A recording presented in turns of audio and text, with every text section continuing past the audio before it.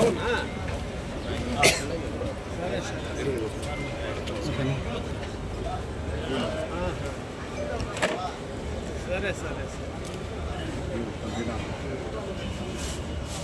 ಪಾಲಿಗೆ ಮಾತಾಡಲಿನಾ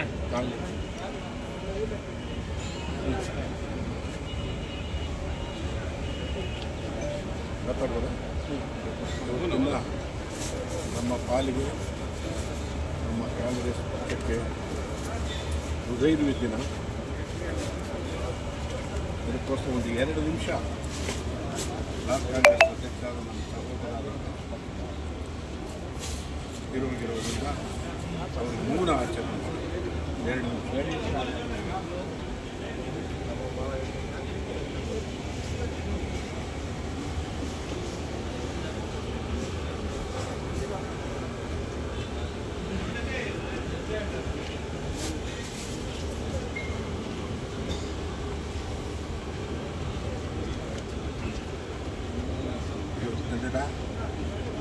ನಮ್ಮ ಪಕ್ಷಕ್ಕೆ ತುಂಬ ಅಗಾಧವಾದಂಥ ದಿನ, ದುರ್ಗಂಡ ದಿನ. ನಮ್ಮ ಎಲ್ಲರ ಮಧ್ಯೆ ಕೂಡ ಲವಲವಿಕೆಯಿಂದ ಇದ್ದಂಥ ನಮ್ಮ ಸಹೋದರರ ವೆಂಕಟೇಗೌಡರು ಇಷ್ಟು ಒಂದು ಕಾಲದಲ್ಲಿ ಅವರು ಮರಣ ಹೊಂದ್ತಾರೆ ಅಂತ ಯಾರಿಗೂ ಗೊತ್ತಿಲ್ಲ. ಇದೊಂದು ಹೃದಯವಿದೆ. ನಾವು ಒಂದು ಹೇಳಬೇಕಾದ್ರೆ ನನಗೆ ಅದು ನೆನೆಸ್ಕೊಂಡ ಕಣ್ಣಲ್ಲಿ ನೀರು ಬರುತ್ತೆ. ನಮ್ಮ ಮಕ್ಕಳು, ನನ್ನ ತಮ್ಮನೂ, ನಮ್ಮ ಮಕ್ಕಳು ಕೂಡ ನಾನು ಇಷ್ಟು ಪ್ರೀತಿಸಿಲ್ಲ, ಇಷ್ಟು ಬೆಳೆಸಿಲ್ಲ. ರಾಜಕೀಯದಿಂದ ಮೊದಲದಾಗಿ ಕೈ ಇಟ್ಕೊಂಡು ಬಂದು ರಾಜಕೀಯ ಪ್ರವೇಶ ಅದಲ್ಲ, ಇಲ್ಲಿ ಅದು ಇವಾಗ ಮಾತಾಡೋದಲ್ಲ. ಇವಾಗ ಆಗಿದೆ. ನಮ್ಮ ಪಕ್ಷಕ್ಕೂ ಅಗಾಧವಾದಂಥ ದಿನ ಆಗಿದೆ.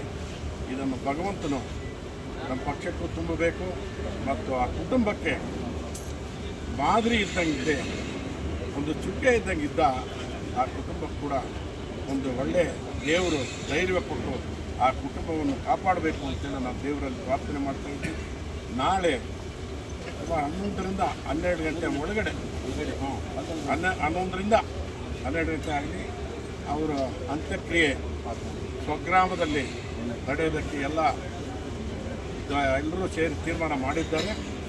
ಮೇಲಾಗಾಣಿಯಲ್ಲಿ ಆ ಸ್ವಗ್ರಾಮದಲ್ಲಿ 11 ಗಂಟೆಗೆ ಎಲ್ಲರೂ ಕೂಡ ಎಲ್ಲರೂ ಬರೋರೆಲ್ಲ ಬಂದು ಭಾಗವಹಿಸಿ ಅವ್ರಿಗೊಂದು ಸಾಂತ್ವನ ತಿಳಿಸಿ ಹೋಗ್ಬೇಕಂತೇಳಿ ಇಷ್ಟು ದಿನ ಕೂಡ ನೆನ್ನೆವರೆಗೂ ಕೂಡ ಒಂದು ಹೋಟ್ಲು ಎಲ್ಲೋ ಪ್ರೋಗ್ರಾಮ್ ಹೋದಾಗ ನಾನು ಕೆಮ್ಮಿದೆ ಅಣ್ಣ ಅಂತ ಹೇಳಿದೆ. ಹೋಗಪ್ಪ ಮೊದಲು ಇಷ್ಟಕ್ಕೆ ಅಂತೇಳಿ ನನ್ನ ಮಗು ಹೇಳಿದ್ರೆ ಹೋಗ ನೀನು ಅಂತೇಳಿ ಬೈದೆ. ಇಷ್ಟ 2 ಗಂಟೆಗೆ ನನಗೂ 10ಗೂ ಫೋನ್ ಕಾಂಟ್ಯಾಕ್ಟ್ ಅಷ್ಟೇ.